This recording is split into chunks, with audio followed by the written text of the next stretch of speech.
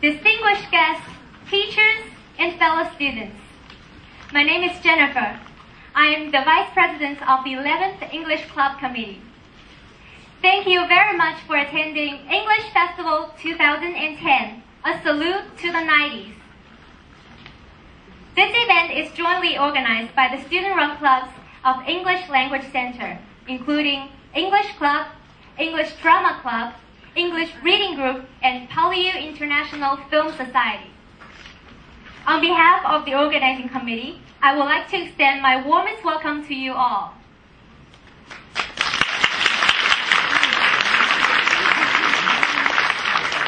The English Festival last year was a great success, attracting thousands of students to participate. This year, we want to make it even more memorable for all of you. So, the theme this year is A Salute to the 90s. But why the 90s? Well, where we're stepping into the second decade of the 21st century, it is necessary for us to look back in time and review what we have achieved at the end of the last century. The 1990s were a magical time when everything developed so rapidly. From science, technology, agriculture, to politics, literature, and music. Miracles happened in the 90s. But the most important thing is that we, in our early 20s, grew up in the 90s. The biggest achievement of the 90s is us.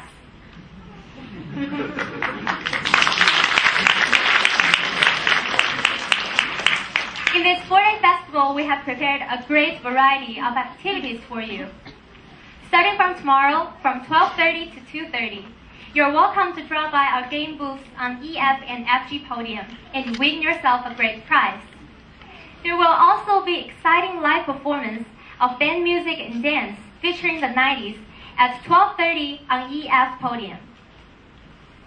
Every evening from Tuesday to Thursday, there will be serious film screening, The Colors of the 90s.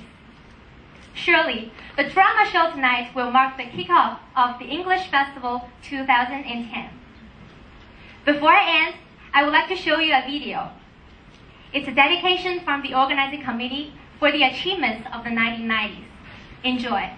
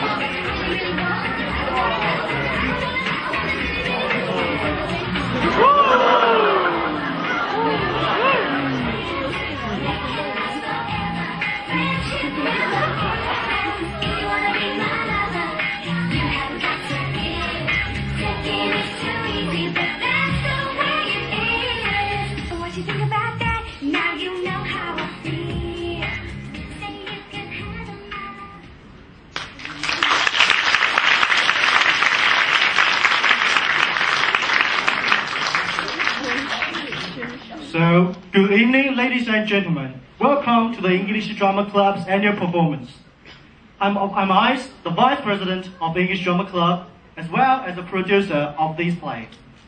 Every year, EDC will present a student-run drama show, and tonight, we're honored to stage Bernard Shaw's Pygmalion.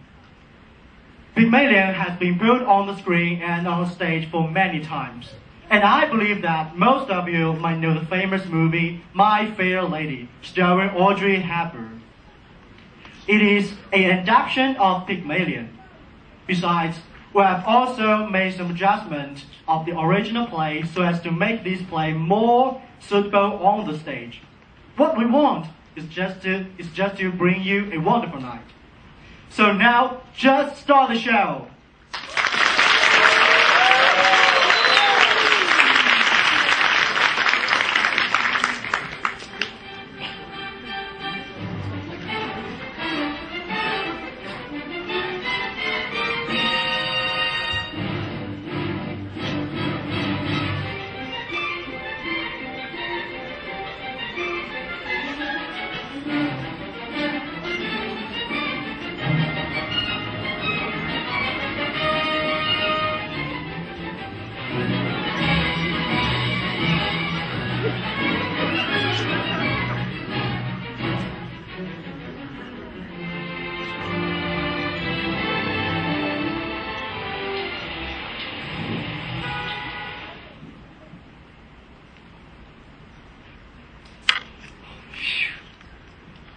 What a rain! The start was an hour 2 minutes ago. It was. It's a sign nearly over. So cheer up, Captain, and buy a flower Polyu. I don't have any change. I'm sorry. I can give you change, Captain. £4? I'm nothing less. Gone. How do my love me? I can change £0.5. Take this for 10 pennies. Now don't be troublesome. There's a good girl. I really haven't any change. Oh, here's 3 pennies. If that's any use to you. Thank you, sir. You be careful. Give him a flower for it. There's a guy over there taking down every blessed word you say. I have done nothing wrong by speaking to the gentleman. I have a right to sell flowers if I keep off the pavement. I'm a respectful girl. Who's going to hurt you? You silly girl, nothing's going to touch you. What's wrong with you? Take it easy. The detective's taking her down. You took money from the gentleman. Oh, sir, don't let him charge me. They'll take me away and put me into prison for speaking to the gentleman. There. Who's hurting you, you silly girl? Who do you think I am? It's around. He's the gentleman. Look at the show. She thought you was a detective. I got me Bible. I never said a word. Shut up! Do I look like a policeman? Then why you type down me words? How do I know whether you type me down right? You just show me what you wrote about me. No. What's that? The proper writing? I can't read that. Well, I can. Cheer up, Captain. Buy a flower for poor girl. Wow! That's because I called him Captain? I'm in no help. Oh, sir, don't let him try to give me over like that. Charge! I make no charge. Really, sir, if you are a detective, you need not protect me against this young woman until I ask you to. Everyone can see that the girl meant no harm. You detect? He's a blooming busybody. That's what he is. I tell you, look at his shows. And how are all your people done, Elsie? Who told you my people come from Southie? Never mind. They did. How did you come to be up so far east? You were born in Manchester. Now, what harm is there in living in Manchester? I have to pay £4 and expect it's a week in rent. If we are right, stop that noise. Oh. Come, he can't touch you. You have a right to live where you please. Do you know where I come from? Hoxton. Oh God, he's right. He knows everything. What about me? Do you know where I'm from? Cambridge. But you've spent time in India recently. Quite right. Hey, where do I come from? Birmingham. What about me? Plymouth. That really surprises me. How do you do it, if I simply phonetics, the science of speech. That's my profession and also my hobby. I can place anyone exactly where he lives in London by his accent. But can you make a living of it? Oh, yes. I earn a lot by it. Let him mind his own business, a little girl. Woman, stop this horrible boo-hooing, or else seek another place of shelter. I have a right to be here. If I like, same as you. A woman who utters such a depressing and disgusting sound has no right to live. Remember, your native language is the language of Shakespeare and the Bible. Don't sit here crying like a silly pigeon. Ah, heavens! What a sound! Ah! You see, this creature, with the countryside English, in 3 months, I could pass off as a duchess at the ambassador's party, to say nothing of a lady's maid or a shop assistant. What's that you say? I said, you, I could pass you off as the princess. Can you believe that? Of course I can. I myself am a student of the Indian dialects. Are you? Do you know Colonel Pickering, the author of Spoken Sanskrit? I am Colonel Pickering. Who are you? Henry Higgins, the author of Higgins Universal Alphabet. I came from India to meet you. I was going to India to meet you. Higgins. Pickering. Oh, I live at 27A Wimpole Street. Where are you? Oh, I'm at the Carlton Hotel. Why not stay at my place? You're in London now. Come with me. Fire now, kind gentlemen. I've no money to find me a room. I really haven't any change. I'm sorry. Hey. Liar. You said you could change £50. You want to spit the windmills you want? That's the whole blooming basket for 10 pennies. Oh, it's late. Okay, flower girl. Take this money. Have a good night. Pickering.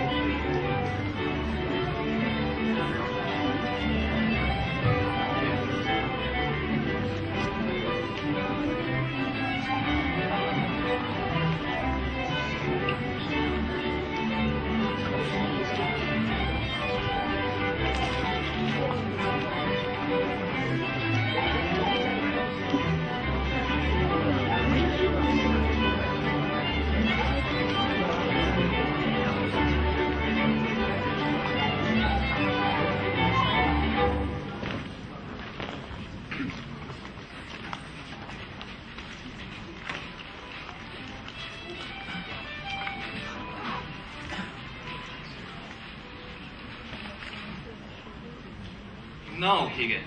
I can only pronounce 24 distinct vowel sounds. It's amazing that you can pronounce 130. Oh, that comes with practice.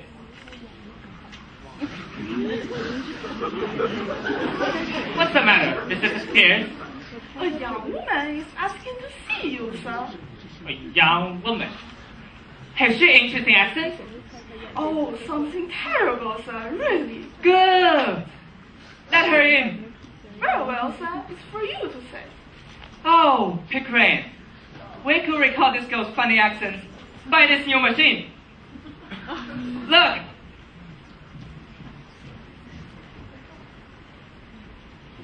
This is a young woman, sir. Why? This is girl I met last night. I've already heard her accent. She's of no use. I don't want you. Don't say that. I come to have lessons I have. And I'm ready to pay for it. Oh, this baggage is bringing me business, huh? I won't be called a baggage. Not 12 offers to pay like mercy. But what is it you want, my girl? I want to be a lady in the flower shop instead of the corner of the court road. But they won't tell me unless I can talk more gentle. He said he could teach me. Interesting. Sit down. If you are going to make a compliment of it. Sit down. Ah! Please sit down.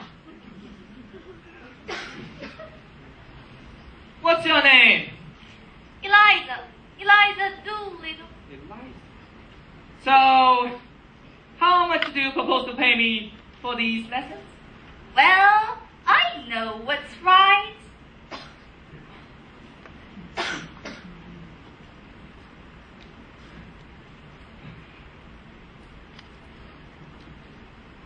I won't give him more than a shilling.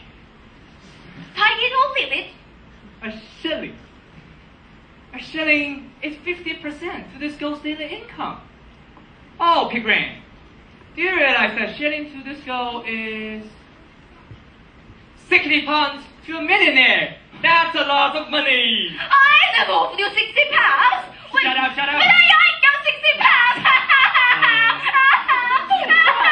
You silly girl. But somebody is going to catch you with a stick if you don't stop crying. Sit down.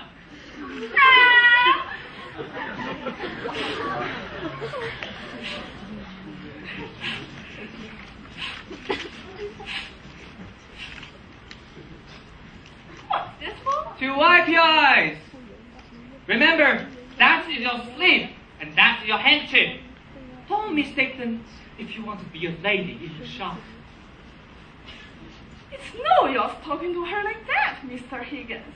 She doesn't understand at all. You give me the handkerchief. You give it to me, not to you. He did. I think it must be regarded as her property, Mrs. Peters. Higgins, I'm interested. What about bringing her to the ambassador's party? I bet you cannot pass her off as a lady. Or I will pay for all the expenses of this experiment. Oh, you are real good. Thank you, Captain. It's almost irresistible. She's so deliciously low, so horribly dirty. No, why I'm dirty? I wash my hands and my face before I come I did. Oh, I do hope, sir, you won't encourage him to do anything foolish. Foolish. What is life but a series of inspired foolish things? The difficulty is to find them. They don't come every day. I shouldn't make a duchess of this ugly creature. No! Yes. In 6 months, in 3, if she has a good ear and a quick tongue, I'll pass her off as anything. we start today. Now, this moment. Take away Mrs. Pierce. Is there any good fire in the kitchen? Yes. Take all her clothes off and burn them. Bring up tailors for new ones. Wrap her up in brown paper until they come. You are no gentleman. You are it to talk such things. I'm a good girl, I am. Don't pretend to be a good girl here, young woman. Take away Mrs. Pierce. If she gives you any trouble, hit her. Do be reasonable, Mr. Higgins. I want to know on what terms the girl is to be here, and what's to become of her when you have finished your teaching. What's to become of her if I leave her to the gutter? Tell me, Mrs. Pierce. That's her own business, not yours, Mr. Higgins. So, we can throw her back to the gutter, and it will be her own business again. That's all right. You no silly you. You care about nothing but yourself. Here, I've had enough of this. I'm going. Oh, have some chocolate. Eliza.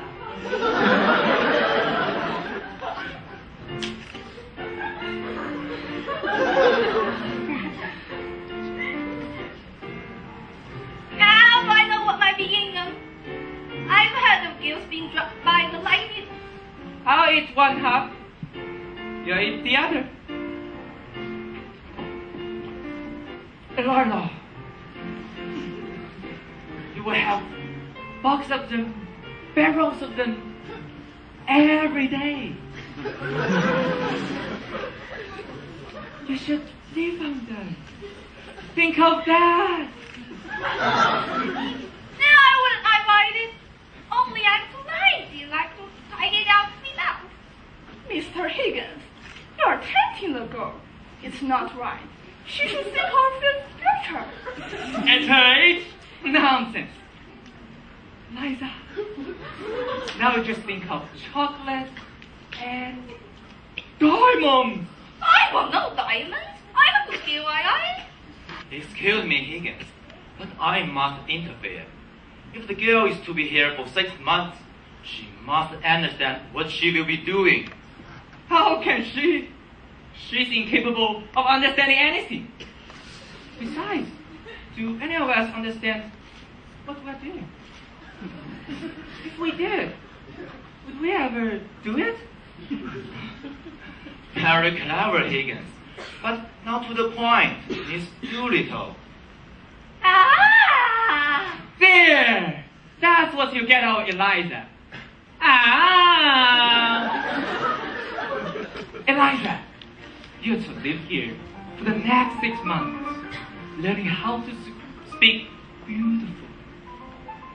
If you do whatever you're told, you should sleep in the proper bed and have money to buy chocolate. If you're naughty and lazy, you will sleep in the back kitchen and be hit by Mrs. Pierce. At the end of 6 months, you shall go to Buckingham Palace in the carriage beautifully dressed. If the king finds out you're not a lady, your head will be cut off.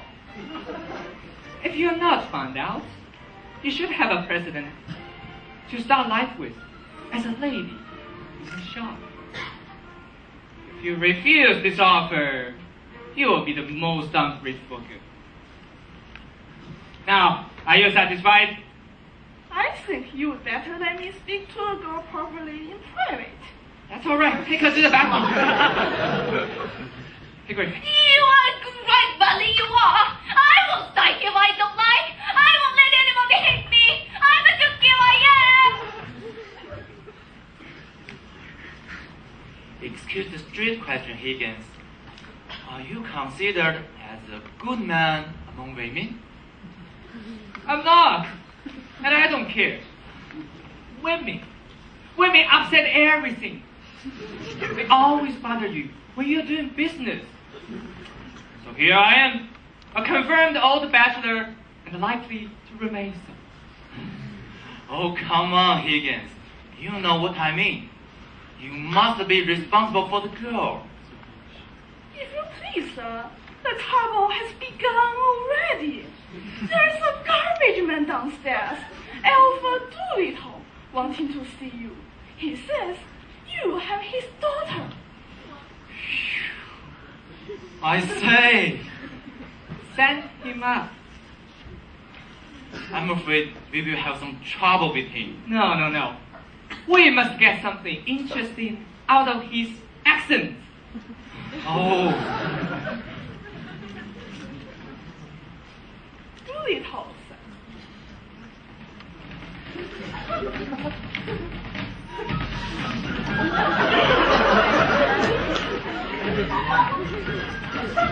Professor Higgins? Here, good morning.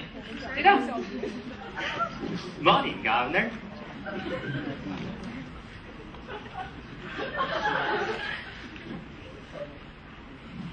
I come about a very serious matter. Brought up in Manchester, I should think. What do you want, Doolittle? I want me daughter. That's what I want. See?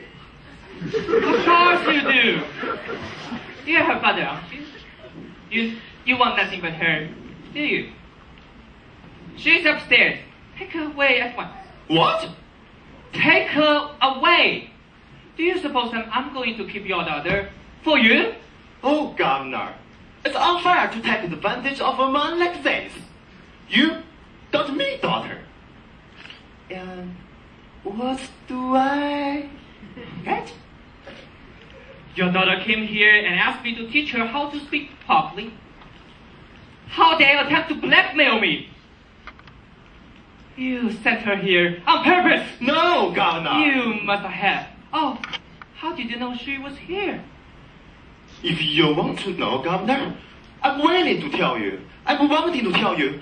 I'm waiting to tell you. Oh, Catherine, this man has a gift for speech. Please, Higgins. Mr. Doolittle, how did you know the girl was here if you didn't send her?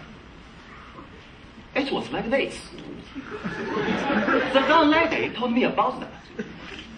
And I also know Elida came here without bringing no clothes. What was I to think from that, Governor? As a father. So, you came to rescue her from the fate worse than death. Just so, Governor. That's right. But why did you bring her luggage here if you want to take her away? Have I said a word about taking her away? Have I not? You are going to take her away. Double quick. No, Governor. Don't say that. Mr. I'm not the Samir. man who sends me go side. And This is Elida's father. He has come to take her away. Give her to him. You can wait in the kitchen. This way, please. this is a misunderstood. Listen here, Governor. You and me are men of the world. And we? A man of the world. Are we? You'd better go, Mrs. Pierce. I think so indeed, sir. You can continue, Mr. Doolittle. Thank you, Governor. Well, the truth is, if you want her, I don't mean to have her back. All I ask is me, right, as a father. And you can't expect me to have her go for nothing. What a £5 note to you. And what's Elena to me? Do you mean to tell me that you will sell your daughter for £5? Don't say that, Governor. What am I? I'm undeserving poor. That's what I am. I'm undeserving. And I mean to go on being undeserving. However, when I feel low, I also need a bit of amusement. A song. A bed. Cause I'm a thinking man. How can you take her away without leaving me anything? I found her and clothed her, and it's me who brought her up. Is £5 So unreasonable? It's irresistible. I think we must give him 5 pounds. I'm afraid he will make a bad use of it. Oh. Not me, Governor. Not me. The 5 pounds can give pleasure to me,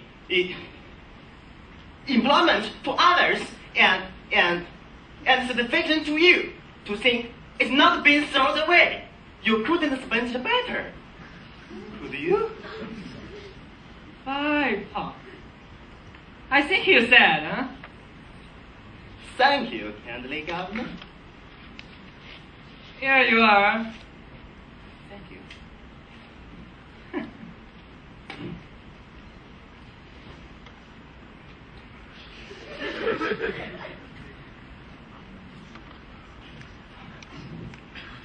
Oh, there you are, Eliza. Your father was just here.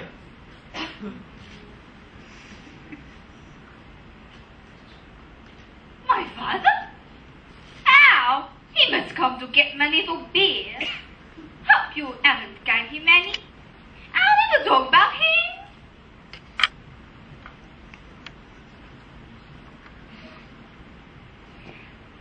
Aren't you going to call me Miss Doolittle anymore? I'm sorry. I beg your pardon. Student, here is the slip of the tongue. I don't mind. It just sounded so graceful. I'll take a taxi to see the flower girls. But I won't talk to them. They are so poor, you know. Better wait till we get you something really fashionable. Besides, Eliza, you shouldn't cut out your old friend when you get out of full life. That's what we call snobbery. You should have called them me friends. You don't know how they humiliated me before. And all I want is to get a bit my fuss back. But if I'm going to have fashionable clothes, I'll white. Okay. Now it's the time for your first lesson, Eliza. Let's move to the study room.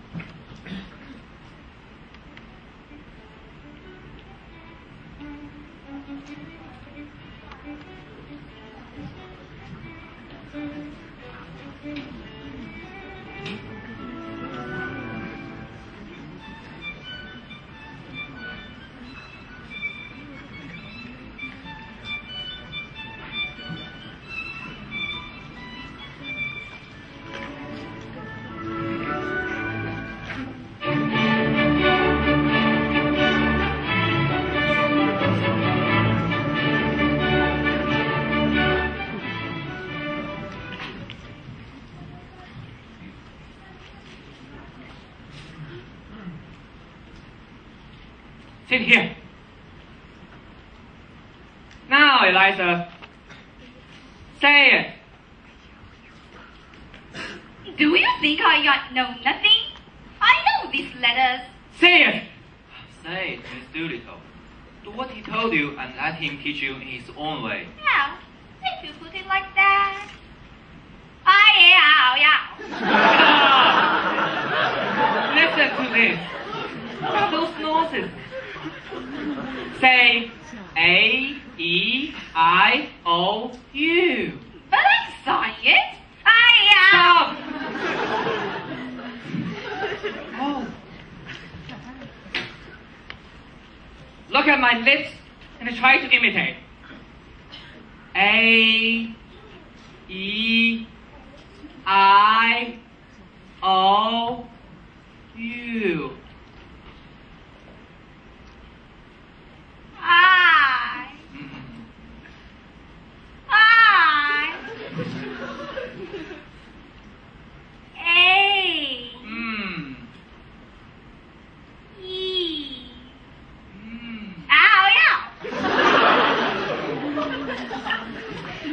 Again.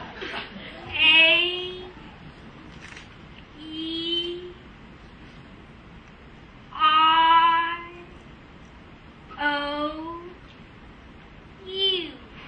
Well done, Miss Doolittle. Oh, Pickering, we're lucky. She ain't that stupid, huh? Give her a check.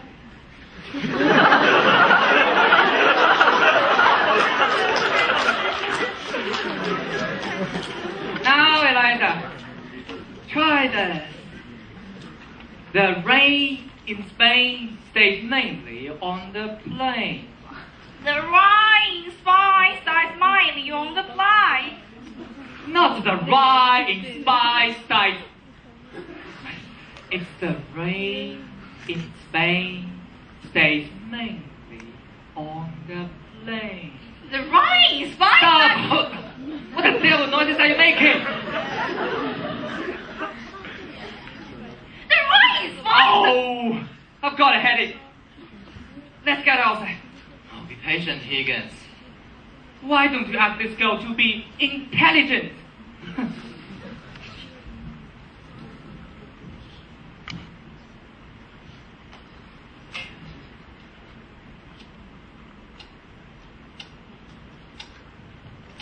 The rain in Spain stays mainly on the plain. The rain, Spain.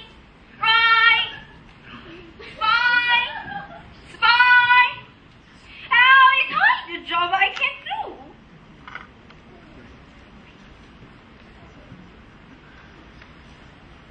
Die, stupid. Die, know nothing. I need no Higgins. I can do it myself. I can. The rain is fine, stays mainly on the plain. The rain is fine. What the devil is that noise? Eliza, it... You silly girl. How dare you sleep before I do? I did this all for you. You're sleeping. Oh, it's chilly.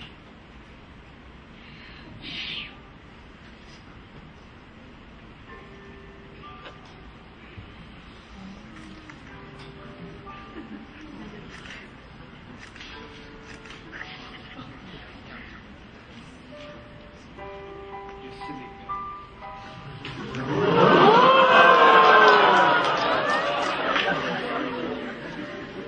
Sweet dreams, Eliza.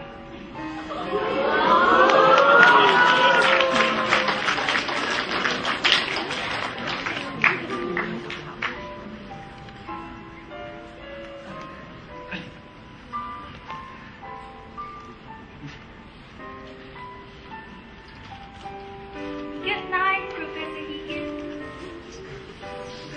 The rain is fine, stays mainly on the plain.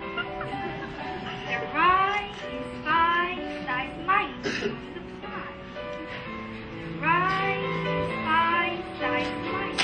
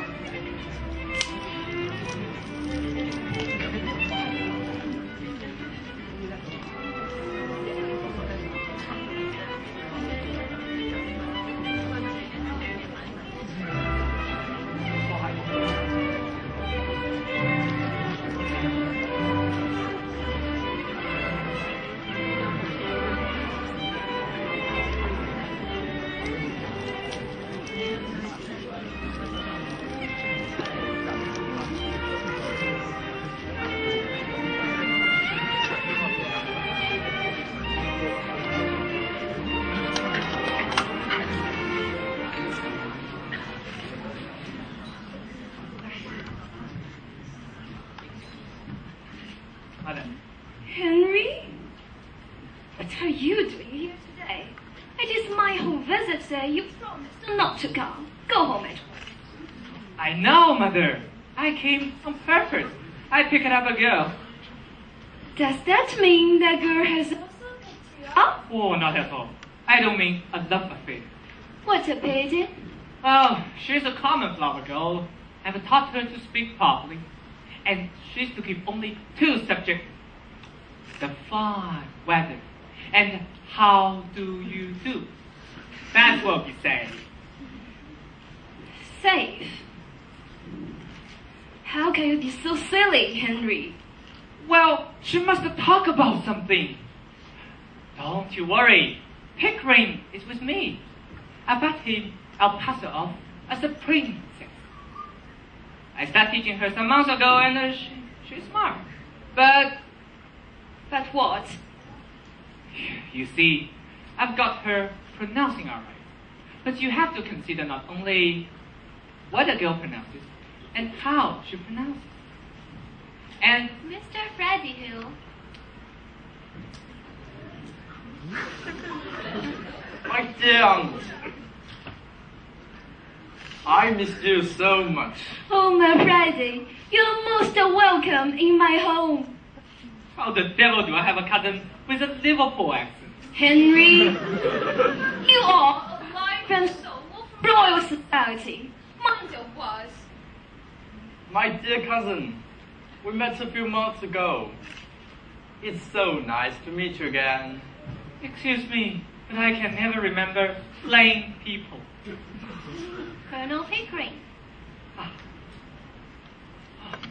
How do you do, Mrs. Higgins? Good morning. So glad you've come. I've heard a lot about you from my son. This is my nephew, Mr. Freddie Hill. Has Sarah told you what we've come for? We were interrupted. Damn it. Oh, don't say that word, Henry. Miss Doolittle. Oh, here she is, madam.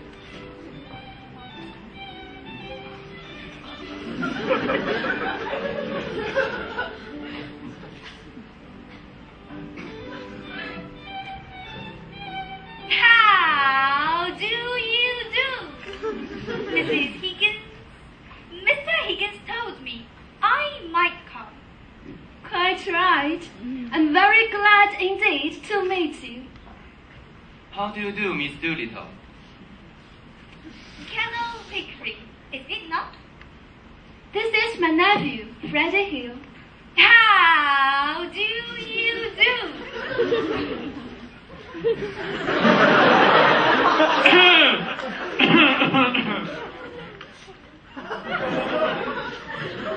Please sit down and have some tea.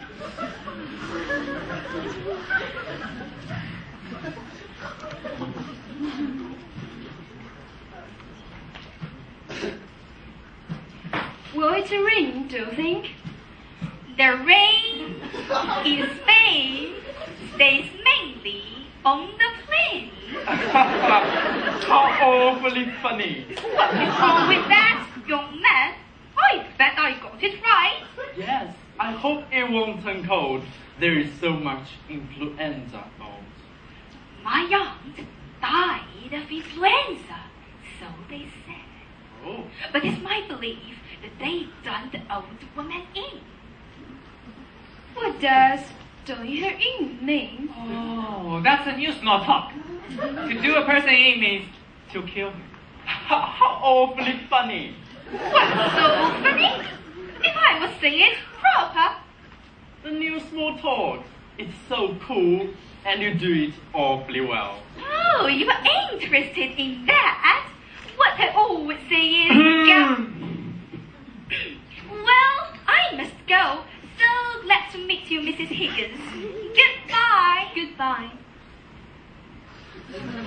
Goodbye, Colonel Pickering. Goodbye, Miss Doolittle. Are you looking across the park, Miss Doolittle? If so... What? Not bloody likely. I am going in a taxi.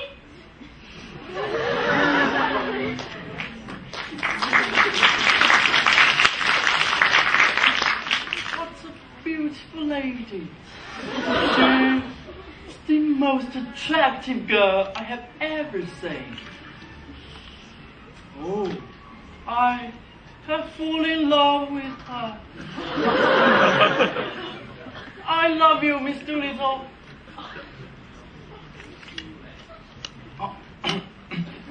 Well, think it's time for me to go, and I find the new small talk delightful and quite innocent. Goodbye, everybody. Goodbye. Be sure to try out that new small talk. Don't be nervous about it. Yes, I will, Professor Higgins. Goodbye, dear aunt. Goodbye. Would you like to meet Miss Doolittle again? Yes, I would, most awfully. Well, you know when to come. Goodbye. Yes, thanks a lot. Goodbye.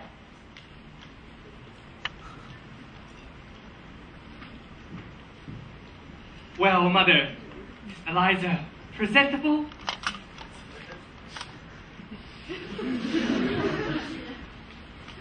You silly boy.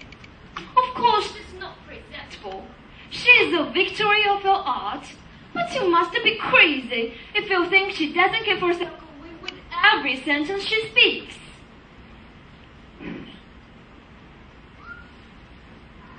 Colonel Pickering, will you tell me what the exact state of things is at Wimpole Street? Oh, I have come to live there with Harry. We think it's more convenient to work together on Eliza. Is the girl live with you? Is she a servant? If not, what is she? Oh, I know what you mean, Mrs. Higgins. Oh, we worked on her every day for months. Besides, she's useful. You know, where my things are and remember my appointment. You certainly are pretty pair of babies. Playing with a left dog. Playing? It's the hardest job I ever tackled. But you've got no idea how frightfully interesting to change her into quite a different human being by creating a new speech for her. Yes, it's enormously interesting. I assure you, Mrs. Higgins, we take Eliza very seriously. Every day something new changes. And we keep record of our stage. Yes, she regularly feels of Eliza. Doesn't she, Pig? Yes, we are always talking about Eliza. Teaching Eliza. Dressing Eliza. Inventing a new Eliza. Sorry, I beg your pardon. Colonel Pickering, don't you realize that when Eliza walked into Winkle Street, something walked in with her? Oh, her father did. But Harry got rid of him. Yes, I did. No, you two infinitely stupid male creatures. A problem of what is to be done with her afterwards. I can't see anything in that. She can go her own way with all the advantages I have given her. Advantages? You make her into a fine lady without giving her a fine lady's income. She can't walk any longer as a flower girl, not as she is now. Do you not understand the problem? Then we will find her some light employment. Yes, don't worry about her, Mrs. Higgins. Goodbye. Goodbye, Mother. Let's take her to the Shakespeare exhibition. She will imitate all the people for us when we get home. Romeo, Romeo, Romeo. Fabulous. Oh, man. Man. Man.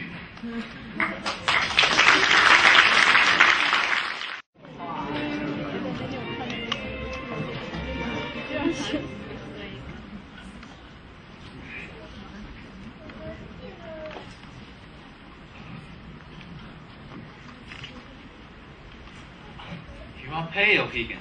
Are you alright? You seem nervous. Nervous? Have I any reason to be nervous? It is Eliza that might be nervous.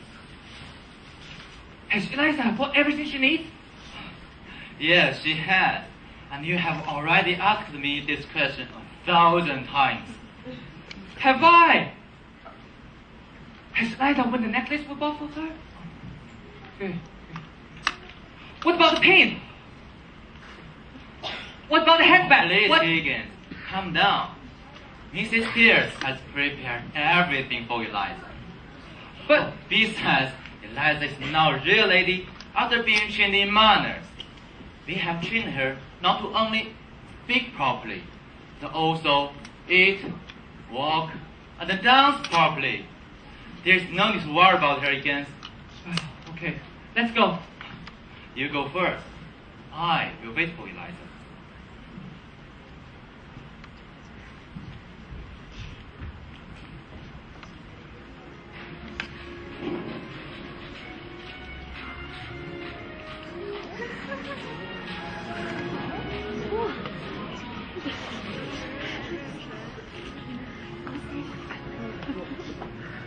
Professor Higgins.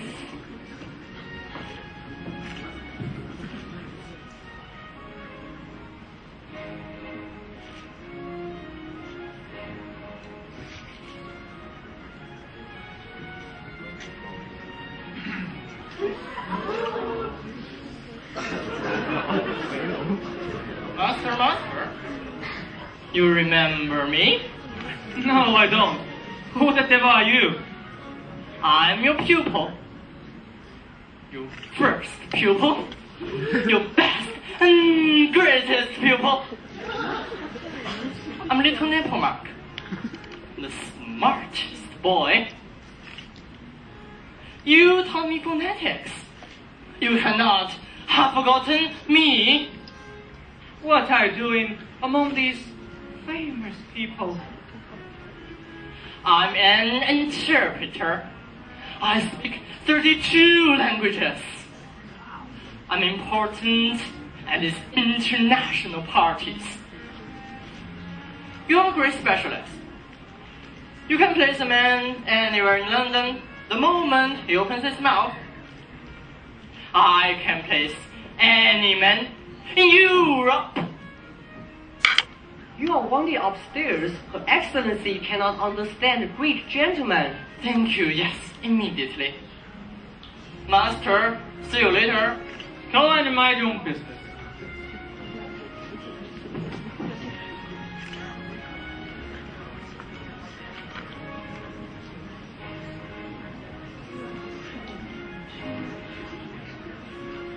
Miss Doolittle, Colonel Pickering.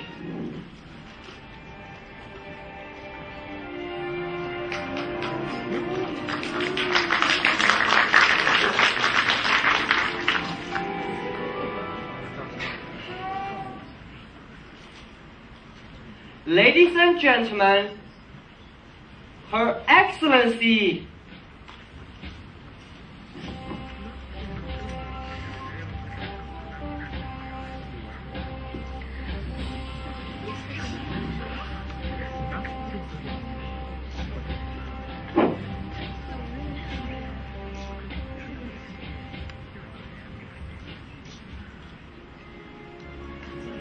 How do you do?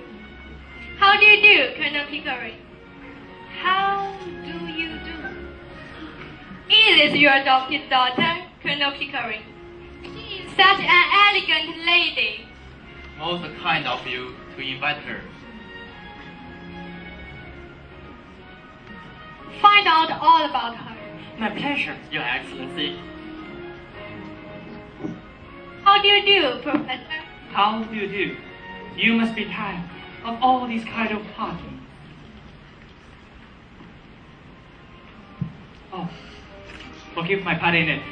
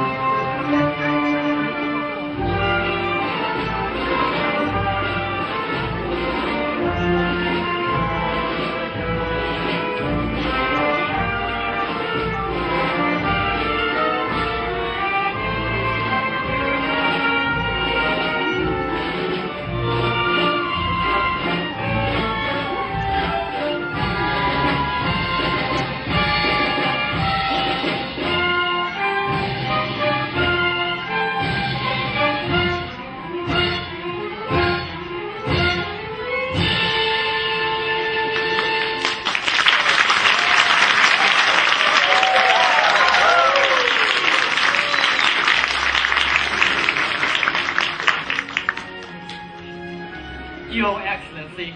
Oh, there you are, Mr. Nepomuk. Have you found out all about the dear little lady? I found out all about her. She's a liar. A liar! Oh no! Yes. She cannot deceive me. She's not English. Oh, nonsense! She speaks English perfectly. True. She was very clever. She said, "Please speak to me in English. I do not understand French." French? She pretends not to know the difference between Hungarian and French. Impossible. She knows both. And in the royal club? How did you find that out? Only royalty can produce such a fair lady. Look at her charming eyes. She's a princess. What do you say, Professor? I say, an ordinary London girl, how to speak, an expert. Oh, master, you are mad on subject of London dialects. The London gutter is the whole world for you. What does your Excellency say? Oh, of course I agree with Mr. Nepomuk. She must be a princess, at least. I stick to my opinion. Oh, you are stubborn.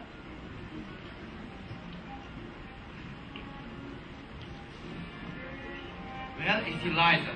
We must keep an eye on her. I don't think I can bear much more. The people all stare at me. An old lady had just told me that I speak exactly like Queen Victoria. I'm sorry if I have lost your best. I've done my best, but nothing can make me the same as these people. You have not lost it, my dear. And you have won 10 times over. Okay, let's get out of here. I have had enough of chattering to those fools. Eliza is tired, and I'm hungry. Let us clear out and have supper somewhere. Let's go.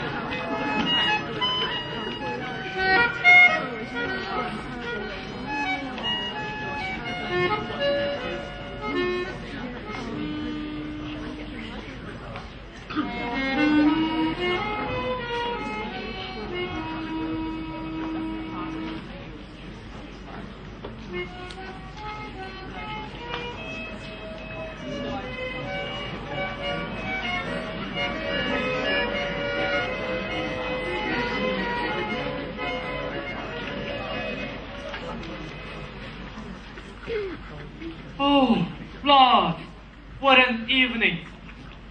I felt a bit tired. It's been a long day. But you won your bet, Higgins. You won it. I knew I would win it. Thank God, it's over. Thank God it's over. You don't know how nervous you looked before the party. Not a bit, I assure you. I was quite nervous. But Eliza didn't seem a bit nervous. She wasn't nervous. I knew she'd be all right. I've taught her for 6 months. It is interesting enough at the very beginning while on the phonetics. But after that, I got deadly sick of it. The whole thing has been a bore. Anyhow, it was a great success, an immense success. You see, lots of real people can't do it at all. They are such fools. Those fools. It was like that. They never seen a lady before. I tell you, people, I would never see those fools again. No more artificial duchesses. I think I shall tune in too. Oh, still, it was a great occasion, a victory for you. Good night. Good night, Pygmalion.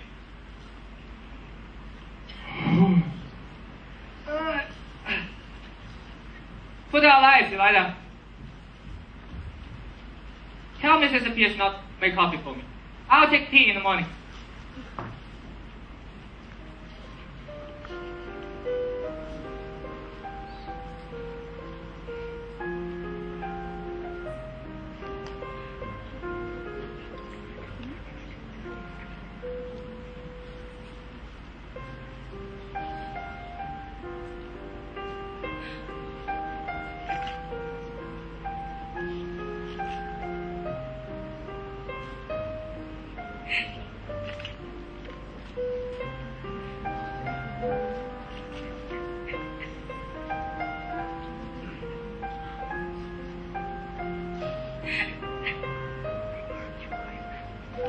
Where are my slippers? Where the devil are my slippers? Here are your slippers! And here! Take your slippers and may you have a good night with them! What on earth? What's the matter? Get up, get up, get up. What's wrong? Nothing wrong with you. I wear your bed for you, haven't I? That's enough for you. I don't matter, I suppose. You were my bed? You presumptuous insect. I win it. Why do you throw those slippers at me? Because I like to kill you. You selfish brute. Why didn't you leave me where you picked me up from? You think God is all over. And now that you can throw me back there again, do you? Oh, this creature is nervous after all. Would you? How dare you show your temper to me? Sit down. Be quiet. What's to become of me? What's to become of me? Oh. That's what's worrying you. Is that I shouldn't worry about it if I were you.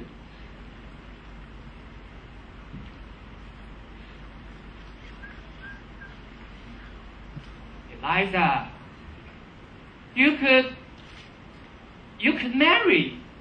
Most men are the marrying sort, unlike me. And you're not bad looking. You're what I would call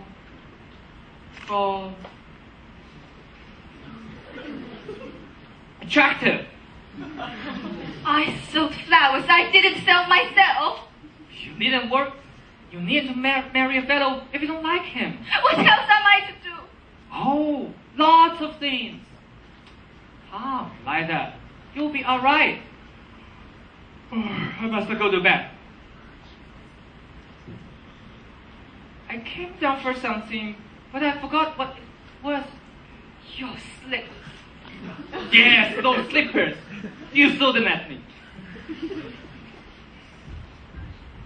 Before you go, sir, though my clothes belong to me or to Colonel Pickford, he might want them for the next girl you pick up to experiment on. All I want to know is what I might take away with me. I don't want to be accused of stealing. Stealing? You shouldn't have said that, Liza. I'm sorry. This ring is you bought me in Brighton. I don't want it now.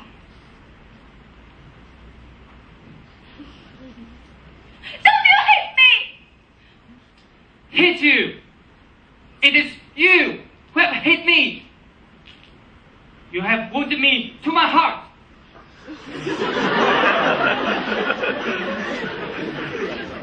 I prefer to nothing. You'd better leave a note for Mrs. Pierce about the call, for she would be told by me.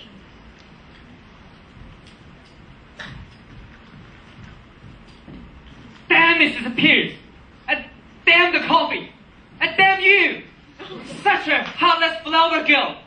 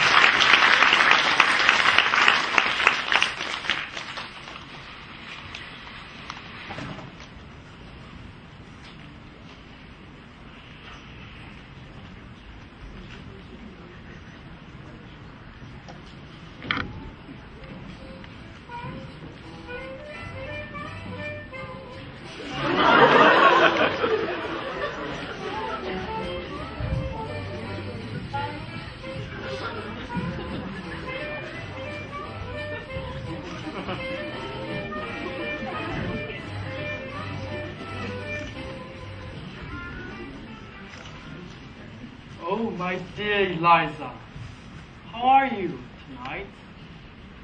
Look at the moon and the stars. How I wish you could see them, see me, and see my heart. Good night, darling. Darling. Darling. Whatever are you doing here? Nothing. I spend most of my nights here. It's the only place where I can see you. And well, I'm happy. You're so beautiful, so charming, and so graceful. Don't laugh at me, Miss Doolittle. Don't you call me Miss Doolittle anymore, do you hear? Eliza is enough for me. It doesn't matter what your name is, because you are the lady of my heart. Your beauty shines the loveliest rose in the garden. And your grace dims the brightest star in the sky.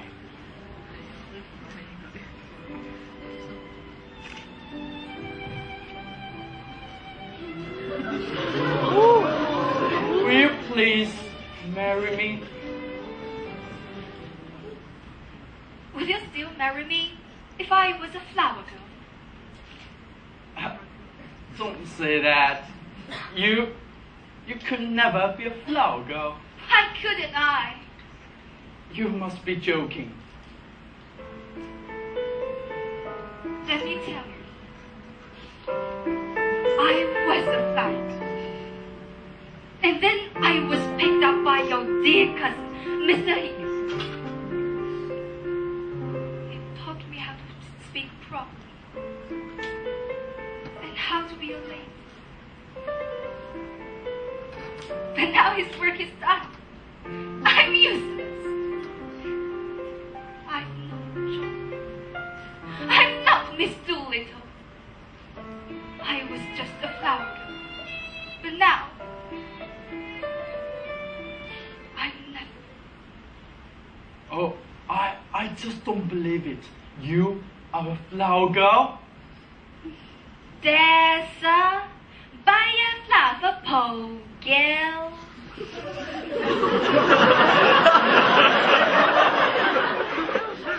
Oh, you liar. You actually pretend to be a lady.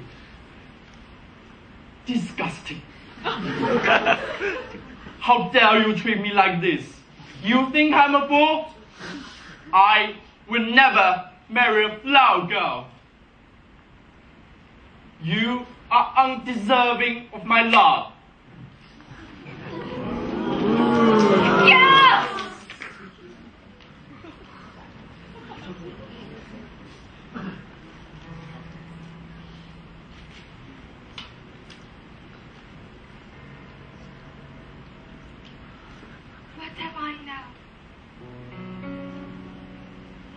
I going to do?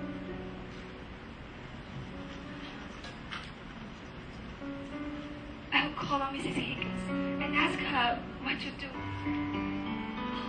God, please help me.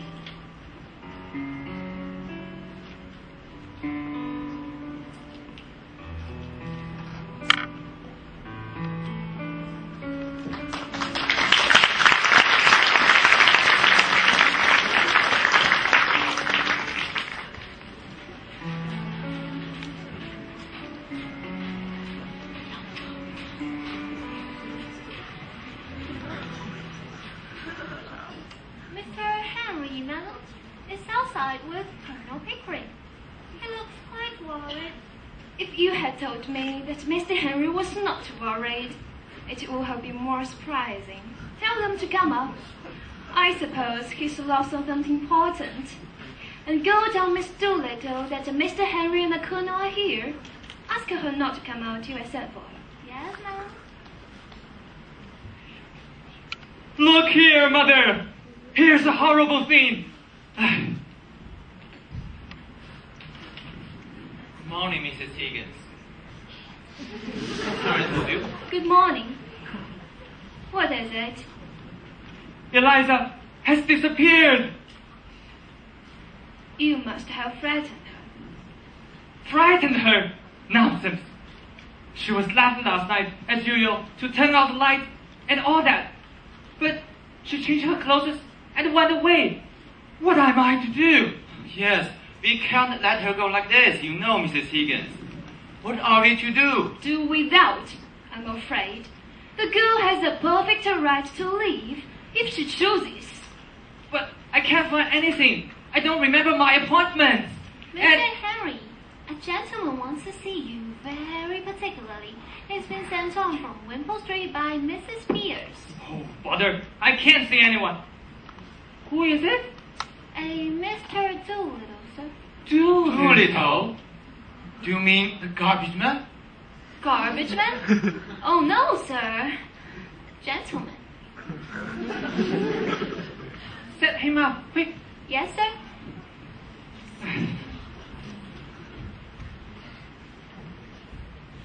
Mr. Doolittle.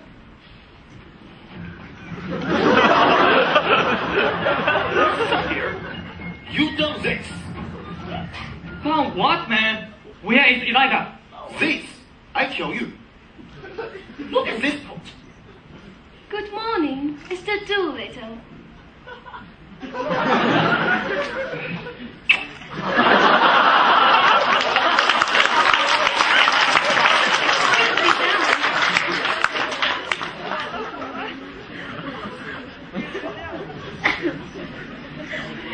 Have you found Eliza? Have you lost her? Yes. I found her, but she will find me quick enough. What you done to me? But what has Harry done to you, Mr. Doolittle? Done to me? Ruined me. Destroyed me happiness. You were drunk. I just gave you £5 and I never see you since. Oh, drunk am I? It's your £5 take away me happiness. Ridiculous. How come? Half a year ago, I went to gamble with your £5. And unluckily, I won £5,000 and become the man you see now. Before, I was free. I was happy. I touched everybody for money when I wanted it. Just like I touched you. But now, I'm worried. Everybody touch me for money, Reagans. Now the problem of Eliza's future is solved. Mr. Doolittle, you can provide for her now. Yes, Ma. Nonsense. He shall provide for her. She doesn't belong to him. Mr. Doolittle, will you be so good as to step out on the balcony for a moment? Would you mind? As you wish, lady. I paid him £5 for her. Don't be absurd, Henry. If you want to know where Eliza is, she's here. Here? Be quiet, sit down. Very well, very well. I think you should have told us half an hour ago. Eliza came to me last night. She told me of the brutal way you two treated her. What? My dear Mrs. Higgins, Eliza has been telling you stories. We didn't treat her brutally, and we parted on particularly good terms. You didn't thank her, or admire her, or tell her how splendid she'd been at the party. But she knew all about that. Perhaps we were a little inconsiderate. Is she very angry? Well, I'm afraid she won't go back to Wimpole Street. But she says she's quite willing to meet you on friendly terms. Is she? By George! If you promise to behave yourself, Henry, I will ask her to come out. If not, go home. All right. Fair. Well. Ask Miss Doolittle to come, please. Yes, ma'am.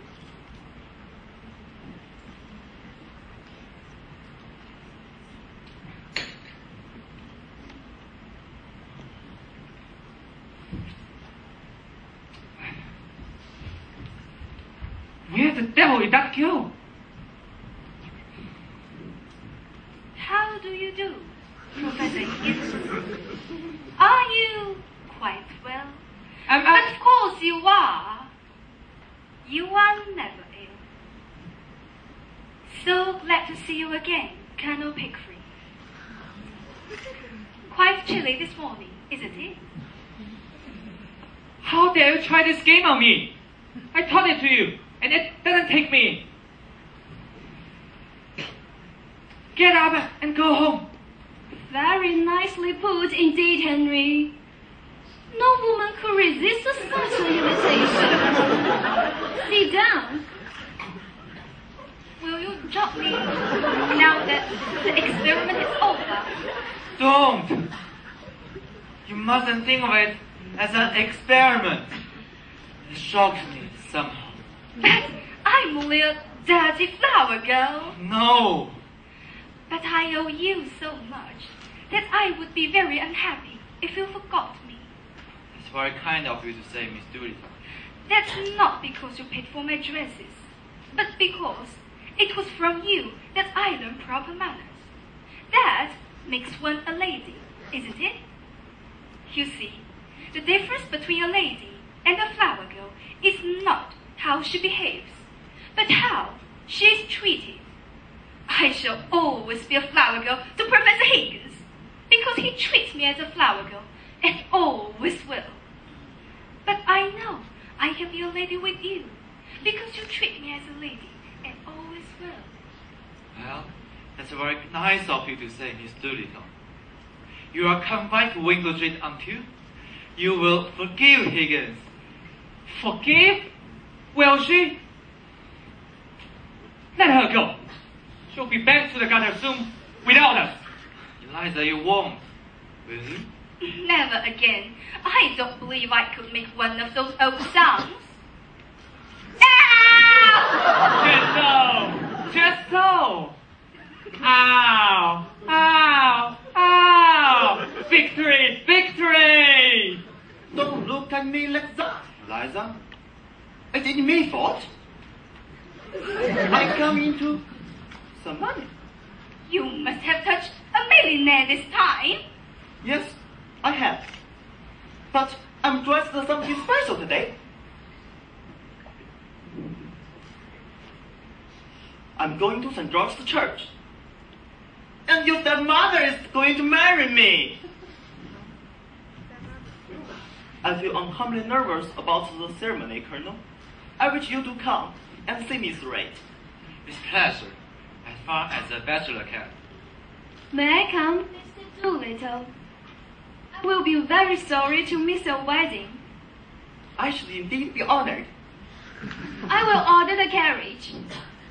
Eliza, get dressed and come later.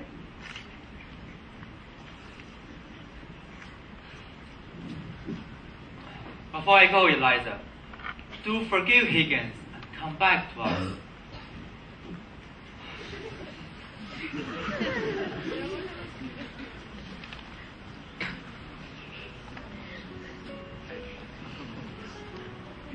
Well, Eliza, are you going to be reasonable? You want me back? Only to pick up your slippers and put up with your tempers and do everything for you. I haven't said I want you back at all. Oh, indeed. Then what are we talking about? About you, not about me.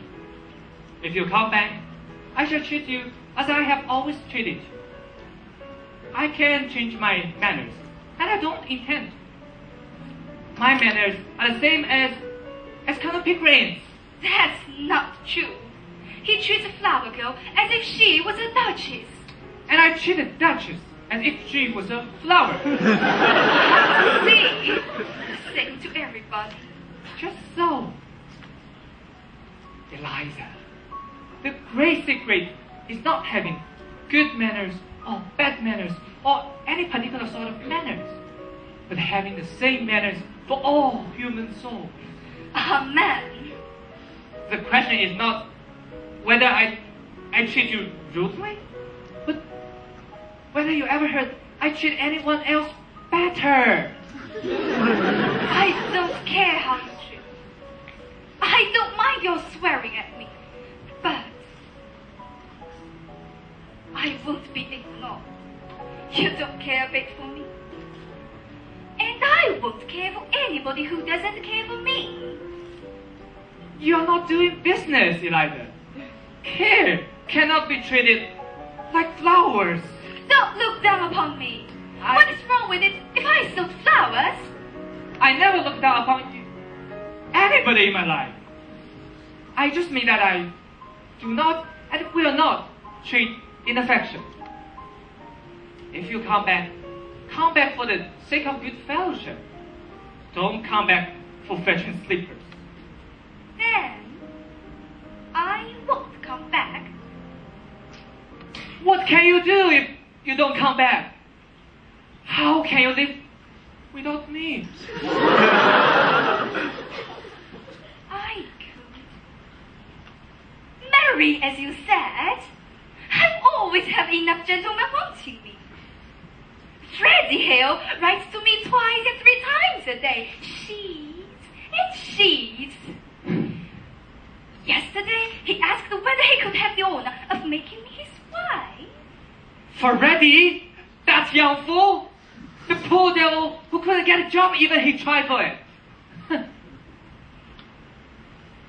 Woman, don't you understand that I have made you fit for a king? I don't need a key. I can support myself by teaching phonetics. I offer myself to that hairy-faced Hungarian. What? Nonsense. Teaching phonetics? Ridiculous. You couldn't do it. You and he? That's impossible. Damn it.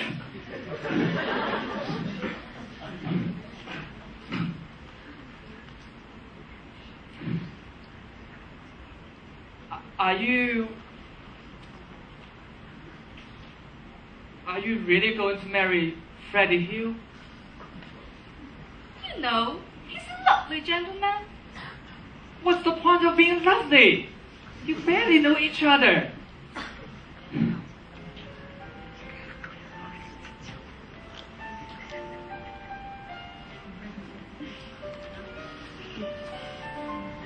You never ask yourself whether I know you better. What do you know about me?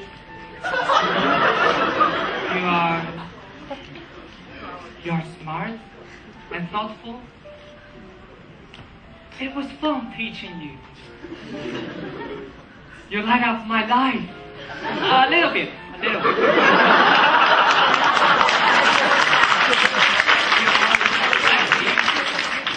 Is that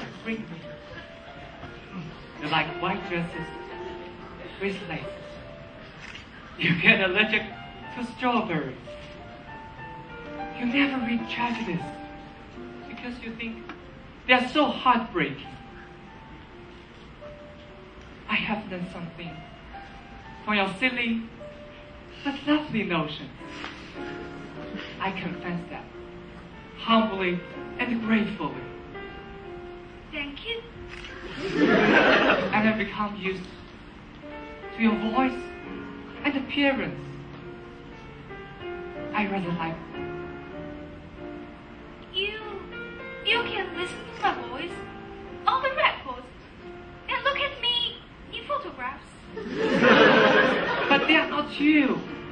They don't contain your soul. I shall miss you.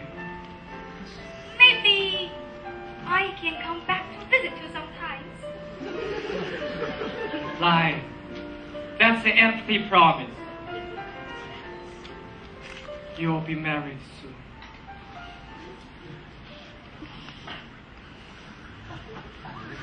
What if I am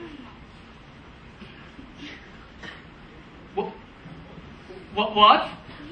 I'm not marrying Freddie Hill. But you just said he proposed. He did, but I refused. I said you're smart. You should be smart enough to know that I couldn't live without you. What do you say, Delilah? There were 100 of little things you've done for me. I still remember that chilly night. You covered me with your coat to keep me warm. I'm so happy to hear you say you cannot live without me. And I want to tell you, I can't live without you ever. Oh.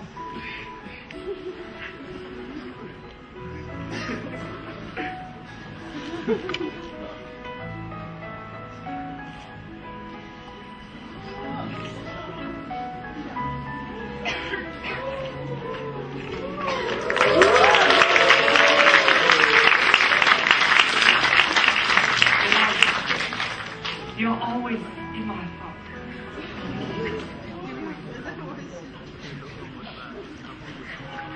Oh, the church bell is striking. Let's go to the church. Shall we?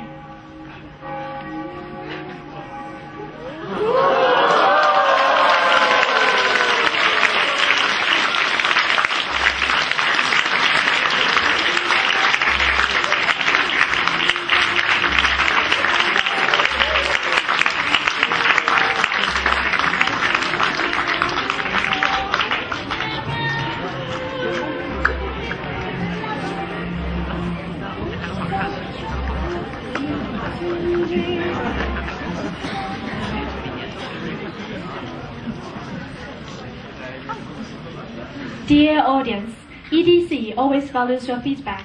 You may find a feedback form within your program notes in your seats. Please spare some minutes to fill in the form and hand it back to our staff on your way leaving the hall. Thank you for your participation. Nevertheless, we now have a surprise for all of you. Let's together enjoy a video.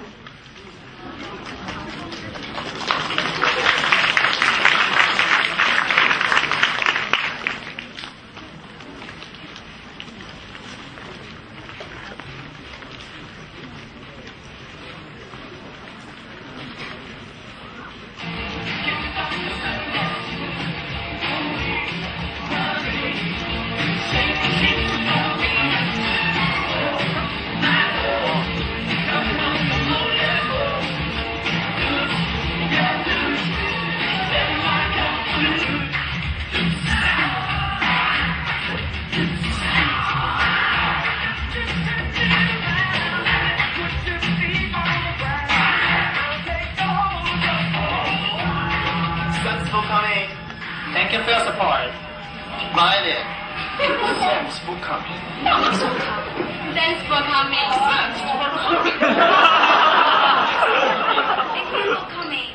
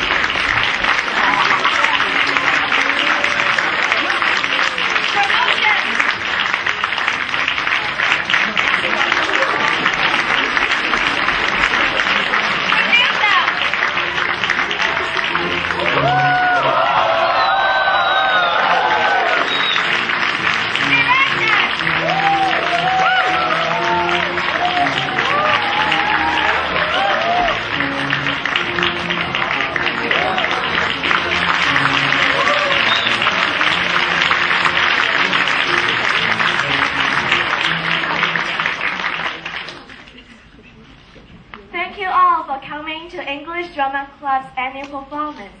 I hope you had an enjoyable evening here. I'm Sophie, the president of English Drama Club and also the director of this play. On behalf of the production team, I would like to extend our sincere thanks to our dear risk advisors, Miss Anna Hall and Miss Victoria Chen. Thank you.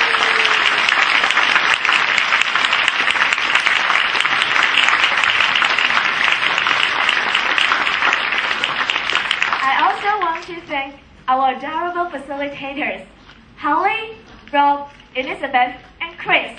Your company has made our preparation journey full of laughter and surprises. Thank you.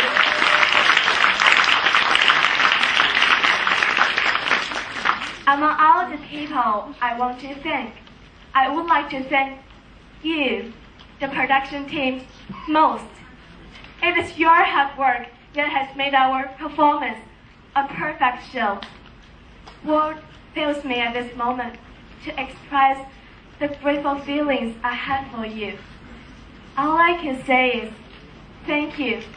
Thank you all.